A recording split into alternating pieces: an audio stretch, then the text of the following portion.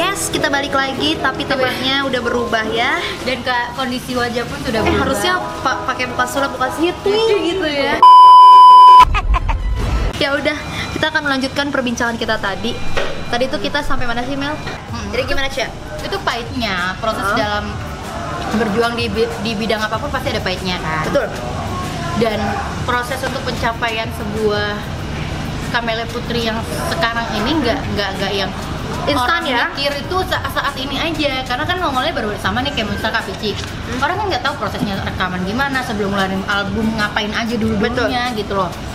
Terkadang orang sesimpel itu untuk menyimpulkan bahwasanya kok lu masih gitu aja sih. Terkadang gitu, aku sebelum tuh kayak lu harusnya bisa lebih dari ini. Sebelah nggak sih digituin? Sebelah lu nggak tahu Seenak itu mulutnya, gitu loh. Terus kalau misalkan ada yang nanya, Kak, caranya casting gimana ya? Pastinya sekarang gampang kok, nggak kayak dulu aku mau cari info casting tuh harus kemana ya, aku harus ngangkot dulu, itu pun ngangkot tujuannya kemana. Belum tahu tujuan, misalkan dengar nih di daerah Cibubur, nggak, misalnya Trans TV mau nemuin siapa nggak tahu, udah ke Trans TV aja taunya tendean aja. Kan ngobrol-ngobrol sama security ntar gitu.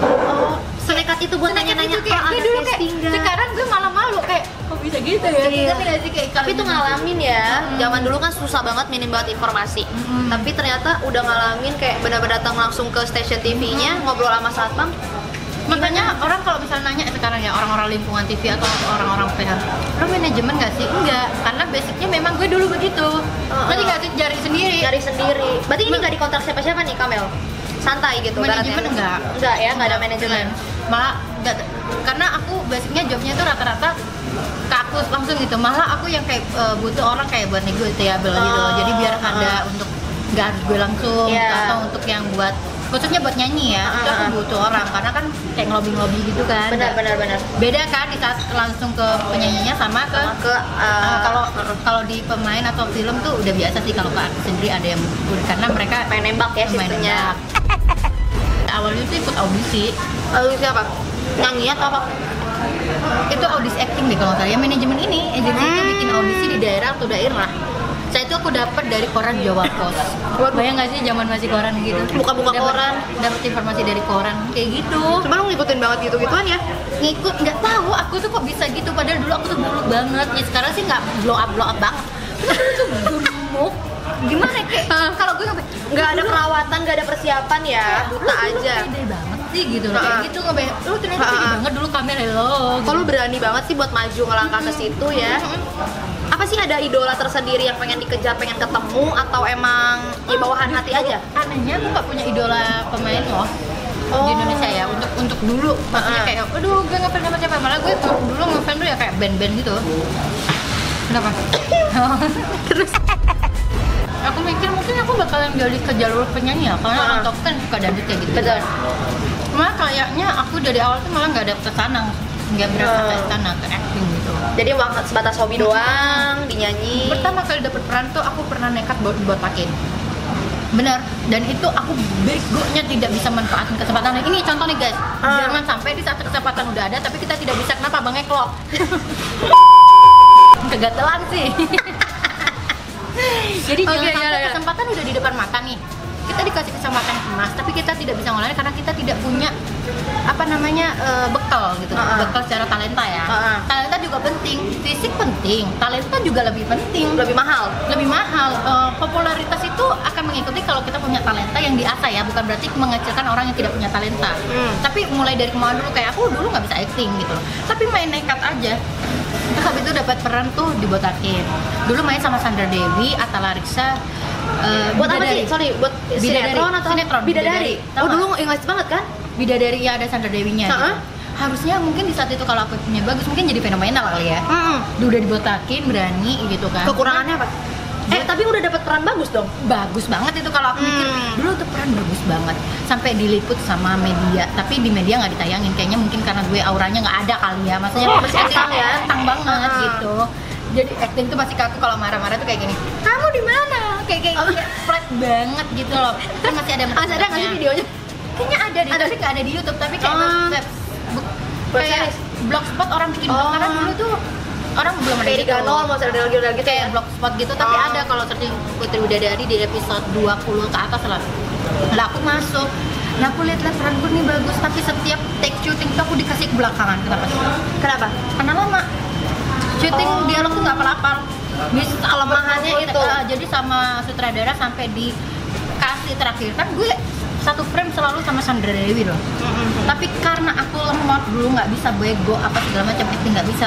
Akhirnya ya Sandra Dewi syutingnya sendiri, gue sendiri. Bisa diakalin kayak gitu karena gue kelamaan ngapalnya. Nah itu di saat kita udah punya kesempatan di depan mata kalian, kita nggak punya bekal, sia-sia kan gitu. Kurang latihan. Nah tapi dua-duanya harus balance gitu. Belum tentu orang yang punya bekal siap dapat kesempatan. Benar. Nah ini buktinya kesempatan duluan yang datang ya. Nah itu jadi pelajaran juga gitu loh. Akhirnya dari situ gue ngerasa gue harus lebih belajar nih.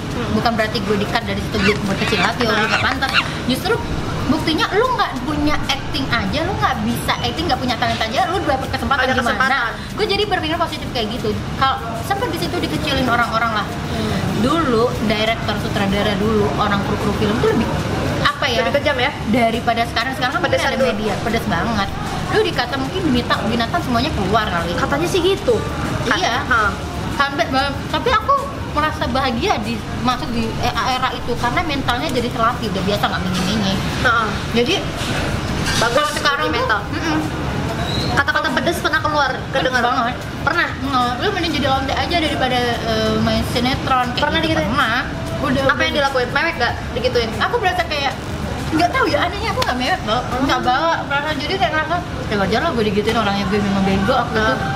Hebat ya. Jadi kayak tanda diri aja kayak gitu loh. Kalau gue drop ya mungkin gue nggak sampai di titik ini gitu loh. Karena itu berat banget kan untuk umuran segitu. Iyalah, mesti berapa tuh? Udah 15-an, 15 tahun loh. Itu masih bocah banget gila. Udah dapat, tapi perannya tuh kayak di situ tuh lebih dewasa sih. Umur 20 tahunan gitu perannya. Tapi perawakan dirimu juga emang kelihatan gak bocah ya. Udah bongsor, udah melanglang buana juga. Itu yang bikin gue tua cepet tua gitu. Karena kan gue udah ngadepin tekanan kayak gitu yang gue tampung sendiri kayak gitu. Ada positif negatifnya sih. Kalau orang yang nggak kuat, anak yang selesai nggak kuat itu kasihan. Benar. Kalau ada pendamping. Karena gimana pun masing-masing orang beda nangkepnya kan. Kalau gue mungkin dulu nggak tahu, bebel banget deh kayaknya. Tapi untungnya aku, dan aku terima kasih banget ada sutradara yang baik. Nah di sutradara itu juga, yang produksi itu juga, karena ngetahuin gue nekat, mungkin pikir kasihan banget sih udah dibotakin tapi acting nggak ini. Dia ngasih gue sekolah acting gratis. Oh akhirnya dapet sekolah acting. Wah dia baik dia banget. Padahal punya sanggar loh. Sanggarnya itu Anjasmara yang begitu yang rapi. Tapi aku dikasih gratis, namanya Pak Om Yusuf. Kita manggilnya Om Ucup. Dia yang bikin sinetron Anjasmara semuanya tuh yang Keras Dayanti. Salut banget loh, sumpah demi apa, keren banget. Iya, dia ngasih aku peluang untuk latihan walaupun aku sampai bela-belain pindah kos dekat rumah itu. Biar apa, aku biar kayak even lu nggak lagi ada latihan, gue mencuri ilmu dalam arti gimana sih untuk duduk menyimak ya, menyimak itu kan. Mau jadi atlet itu bukan soal lu jadi talenta tapi attitude gimana sih caranya kalau misalkan kita bertemu dengan si A, si B menempatkan diri itu. Aku juga belajar walaupun dia nggak ngasih secara langsung, karena aku itu melihat gitu loh, karena kemauan yang besar itu. Jadi aku rasa aku bersyukur banget gitu, belajar dari apa yang dilihat. Nah itu yang mahal, itu nggak semua orang bisa dapetin. Dan beliau sampai sekarang masih kontak. Wah salut banget sih. Kadang aku misalnya main nih, kadang masih ini sih, kadang dia kayak mungkin aku dulu dianjing-anjingin juga sama dia. Ya sempet ya digituin. Parah, sampai diginiin, dijudge gini. Kamu 1000 kali casting kalau kayak gini nggak bakalan masuk. Sempet aku berkecil hati itu kayak dendam gitu sama dia. Tapi dendam itu dalam arti bukan aku benci ya sama dia. Liatin aja aku bisa kok om gitu. Ditunjukin dengan bukti ya. Kayak gitu. Dan dia sampai nggak ngasih aku kesempatan dalam arti kayak casting ke PH. Karena dia mungkin malu karena sebagai sutradara masa bawa talent yang lainnya. Akhirnya casting sendiri tuh. Nekat juga jalan casting sendiri. Aku bukan berarti lepas dari dia aku bisa, bukan, tanpa dia pun aku nggak jadi apa-apa karena motivasi dari dia. Justru dengan ada itu ya. Jadi Kamel jadi emang job belum ada malah dari dia, padahal dia sutradara dan lumayan produksinya banyak. Aku belum dikasih kesempatan selama aku belajar di situ. Aku sampai ngiri, aku yang berjam-jam bahkan hampir everyday ketemu kok nggak dikasih kesempatan. Sempat berkecil hati, namanya manusiawi ya, maksudnya ke beliau tuh sempat kayak aku kesel sempat, tapi nggak dilirik, nggak di ini. Dibalik lagi sebenarnya kalau kita telaah, beliau ngomong kayak gitu ya tergantung penangkapan orang. Kalau penangkap apanya positif dalam arti pengen buktiin ya buktiin, bukannya malah mundur gitu loh. Dan akhirnya sampai detik ini aku berkomunikasi sama beliau ya seperti yang kita bilang, sekecil apapun kebaikan walaupun ada kesalahan dikit itu mereka yang menjembatani gitu loh. Ya memang kita tuh harus ketemu beliau dulu, ketemu dia dulu. Aku harus masuk misalkan masuk program promo di Metrik dulu baru ketemu kayak gitu-gitu loh. Yang harus perjalanan itu benar-benar kesempatan yang emang mahal banget. Bersyukur juga nggak semua orang bisa dapat sekolah gratis. Kamu itu berapa tahun? Lumayan 2 tahunan. Kalau aku mau bertahan terus ya bertahan terus di situ gitu. Gokil. Tapi akhirnya Kamel pun ada pikiran untuk melangkah lebih lagi ya dengan sama kayak dia agensi dulu, tapi kalau agensi dulu memang nggak dikasih apa-apa, ilmu acting pun enggak kan.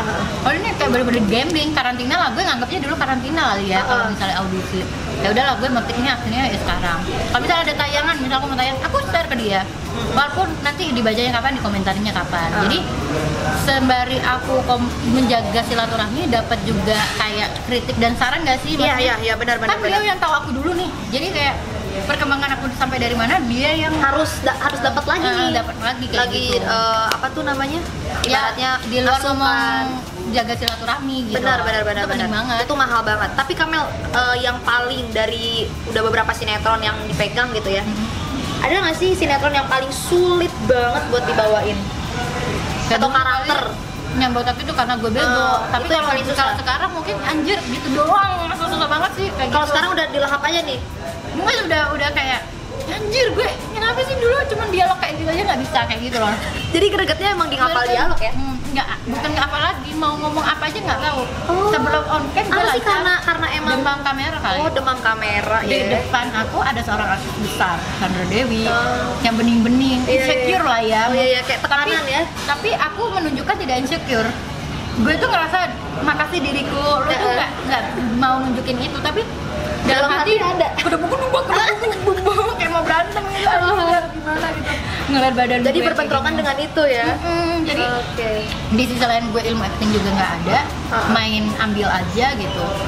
Dulu padahal sebelumnya juga main sama Kang Sule, sebelum itu dialognya panjang tapi bisa gitu ya. Karena itu karena ada yang bening ya. Itu kan dia kan bagai princess. Iya Pak sih, dan orangnya baik banget kan. Jadi makin anjir gue harus gimana nih, gue harus bingung sikapnya. Iya ngerti nggak sih kita nggak siap baik, gitu loh. Iya, paham. Mau ngobrol apa nih gue, dia kayak canggung banget kayak gitu loh. Mau nanyain, Kak gimana sih belajar itu kan annoying banget gak sih tiba-tiba kayak gitu terus bilang sokap atau apa ya. Tapi Kamel pernah nggak sih dapat peran yang ini kan jahat mulu nih, pernah nggak dapat peran baik? Kemarin ya sama Ridho Roma tuh pure aku memang yang tersakiti dalam arti walaupun aku bukan yang kayak kalau di SAI kan kontras banget tuh, jahat banget disakitin. Nah ini kayak di tengah-tengah, tapi sebenarnya aku nggak jadi antagonis banget, nggak ada sama sekali antagonis. Lebih ke manusiawi, di saat dijahatin ya gue berontak, tapi bukan jahat. Tapi aku nangis, full nangis. Kalau nangis aja bisa. Nangis. Ada tipsnya nggak sih kalau misalnya buat acting yang bisa nangis gitu? Sebenarnya aku nggak naif ya, aku ada bantuan juga karena colok-colok ini atau pakai cabai. Itu gini ya, ada namanya cover, ada master. Di saat kita udah ngeluarin air mata di master, di covernya malah nggak dapet, kan kering. Walaupun penghayatan kan sakit di sini tuh kayak menghayati apa gitu sakit kan. Otomatis ada yang alatnya bantu, ada teknik-tekniknya lain. Ada teknik khusus ya. Masing-masing pemain aku rasa punya teknik masing-masing. Ada yang kayak gini. Kalau kerasa ya kayak Raffi Ahmad itu kalau lihat love story-nya dia dulu, apa sih judul love story itu, dia kenapa kalau nangis sambil marah nangis itu nggak kedip gini, karena itu kayak biar perih gitu. Nah itu kayak kita bisa baca teknik kayak gitu. Itu kemungkinan besar ya, karena kita bisa analisanya ya dia nggak kedip sama sekali, nggak gini apa sih, nggak kayak ampunan kayak gitu. Jadi bisa berkaca-kaca. Emang ada teknik khusus ya, makanya emang sekolah acting juga penting banget. Penghayatan sekolah acting itu plusnya bukan dari sisi kita bisa acting doang sih, tapi lebih ke inner kita juga kebangun gitu, merasakan sesuatu itu lebih iba gitu loh. Nah enaknya jadi pemain, walaupun event itu pemain capeknya pergi pagi pulang pagi, nggak apa. Jadi kita kayak aku nih jadi orang jahat, gue tuh udah tahu ngebaca karakter orang jahat tuh kayak apa. Jadi saat ada orang, bukan berarti gue ngedulin Tuhan ya, bukan ngejahat. Jadi ngerasa gerak-gerik orang yang mau ngejahatin gue tuh kayak kebaca ya, kebaca banget lo. Fake-nya kebaca. Nah itu keuntungan lahirnya kayak apa? Iya, Instingnya lebih peka banget. Apalagi kalau misalkan ada orang yang mau lama nggak ngechat nih ya guys, tiba-tiba ngechat, Beb apa kabar, boleh minta tolong nggak? Oh udah pasti ngutang tuh Beb. Asik banget gue. Canda guys, canda ngutang. Emang rata-rata itu iya, sumpah. Abis itu udah kabur. Iya, abis itu. ANJ. Terus deh lu kalau misalkan kalau mau menghubungin itu ada bridgingnya dulu, entah jauh-jauh hari, jangan di hari itu juga. Minta utang juga. Utangnya hari itu kontak lagi. Ya Wak, udah lama nggak kontak. Sekalinya kontak minta utang jadi curhat deh gue. Ada ya? Ada. Ya udah Apalagi gitu masa lah. pandemi kayak gini. Iya benar. Utang lagi. Ya cuman kan kita kadang nggak tega ya, Wak. Padahal gue juga seret juga, cuman ya udahlah, rezeki mah ada aja lah gitu. Yang penting masih bisa nemu beras. Dulu tuh aku sebenarnya suka banget dunia acting, coy. Pengen banget nyobain gitu main sinetron. Casting nggak sih? Pernah ikut casting? Kayak teman-temanku banyak. Aku merasa gini loh, bukan sombong ya. Ha. Dan bukan berarti pelit ilmu enggak. Tapi kalau selama itu orang potensi menurut gue, misalkan nih ada link gue butuh pemain, gue akan ajuin itu kalau memang dia karena udah masuk industri kan. Lo harus siap gitu loh. Bener. Kecuali gue memang lo direct sebagai Talent. apa ya, lo bayar gue nih untuk apa? Bukan masa bayar, untuk apa? Yang latih lo, ngasih tau lo, guru lah ya. apa yang ngeramun lo, karena itu mahal, bukan masalah bayarnya, Benar. bukan gitu. Ya gue nggak ada waktu buat itu gitu loh. Bukan itu. Nah, aku sering banget teman-temanku sesama, misalkan yang menyanyi sekarang kan ya rada jobless kan, Betul. karena nggak ada covid kayak gini. Ada COVID. Karena nggak tahu, aku dulu sempet kayak orang yang nggak bersyukur, sempet tuh. Ini jangan diambil ya. Ini pengalamannya. Jadi gue nggak ngerasa bersyukur aja gitu. Aku kok mainnya kayak gini-gini terus sih. Maksudnya kayak jenuh, karena ada manusia, maklum ya, ada masa jenuh. Misalkan gue kayak misalnya di musuh jenuh, kadang ada rasa malas, syuting malas. Tapi kayak ngeliat lagi, anjir gue banyak di DM-in gimana sih Beb caranya masuk situ.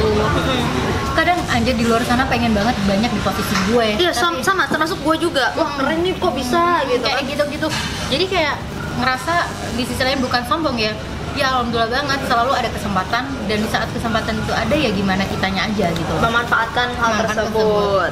Terus misalkan temen juga salah nggak sih kita Minta manfaatin job teman? gitu ya. Enggak, itu nggak salah, tapi cara lo yang akan salah. Misalkan kalau lo memanfaatkan temen itu, misalkan lo tiba-tiba nggak ada kontak kayak tadi, terus ngeliat temen lo yang lagi ada apa hit dikit lah, tiba-tiba di kontak dengan sok peres, Iya, sok baik itu ngerasa Terus, banget kan. Lebih baik makanya dijaga silaturahmi itu penting banget sama siapapun. Betul. Terkadang ya bukan satu dunia sama kita membawa rezeki sama kita. Betul. Lu jangan kayak mentang-mentang oh dia artis nih gue harus deketin, oh dia udah punya nama nih gue, jangan kayak gitu. Nggak kayak gitu. Itu nggak ngaruh juga, belum tentu yang punya nama itu mau nyepratin rezeki kita. Iya. Kadang itu jadi musuh atau pesaing kita. Benar. Paham nggak sih? Bukan berarti orang itu negatif, enggak, karena Enggak. mereka pun punya visi misi yang sama. Ya iyalah, apalagi kalau jadi ya Mel ya. Belum lagi kalau yang kitanya juga masih biasa-biasa aja tuh sudah bertingkah, itu yang kurang udah, asem. alhamdulillah wassalam Wassalam yang kayak begitu kan. kayak Makanya gitu. ya udahlah, lu mah hidup santai aja ya Mel ya. Kalau ada yang nanya nih gimana sih Kak jadi artis, sekarang mah gampang deh perasaan, bukan gampang, maksudnya banyak media untuk kamu mengasah itu. Explore. Dulu, anjir ya aku bilang orang yang jadi artis di Jakarta, nggak ada cara lain. Iya, apalagi orang-orang yang di luar kota ya. Kayak Kamel juga kan aslinya mana Mel? Surabaya. Surabaya kan, nekat ke Jadi, Jakarta. dia harus ke Jakarta. Nah saat ini harus ke Jakarta, enggak, lu buang-buang waktu di Jakarta karena nggak. Sekarang tuh banyak banget loh konten kreator yang dia tuh cuman jadi make up kayak gitu-gitu, tapi ngasihin duit, dan lu bisa di mana aja. Terus sekarang modal nyengir doang aja lu bisa masuk TV.